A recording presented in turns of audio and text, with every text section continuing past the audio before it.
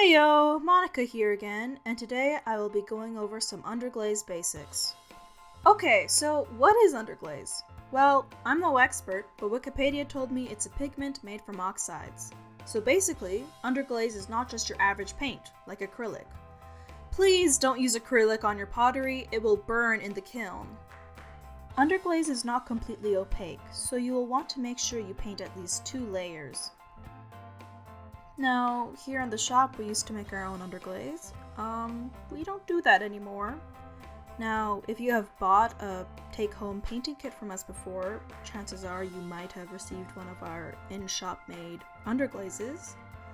The ones that we made were a lot thicker, and if you still have them and if you still haven't used them, then I recommend that you don't layer it too much, or else it could kind of flake and peel off in the kiln. Another cool thing about underglaze is that if your underglaze dries out, you can kind of use it like a watercolor kind of. So here I've just taken a little flake of dried underglaze and I just apply some water and I just kind of have like a watercolor underglaze-ish. It's a lot more see-through than your usual underglaze, but if you want to have kind of a watercolor look to what you're painting, then it is the best way to get that. Okay, so let's put some of these tips into practice. Here I have a bowl, and I have already drawn what I want to paint on it in pencil. I suggest you sketch lightly, at least less heavy-handed than I sketched. And let's start by mixing or shaking the underglaze. I start off working in sections, so since I don't have a background in this piece, I'm just going to start on the flowers, and I start off by placing down my first layer of underglaze.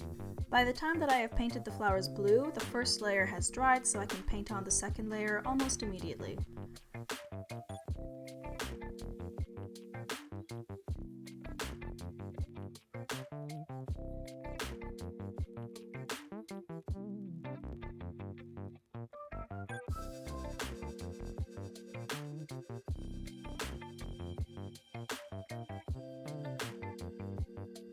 Now I grab some yellow and paint the middle of my flowers, and while I wait for that to dry, I grab some dark blue and I outline my flowers. Then I add a second layer to both the dark blue and the yellow. Then I just paint green where I want the green to be, and then I paint another layer of green.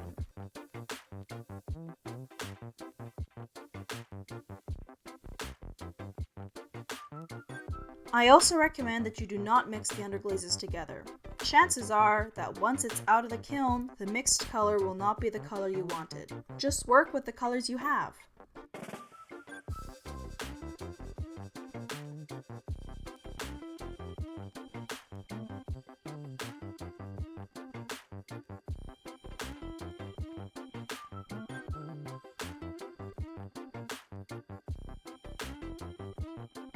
And it's just that simple, you know?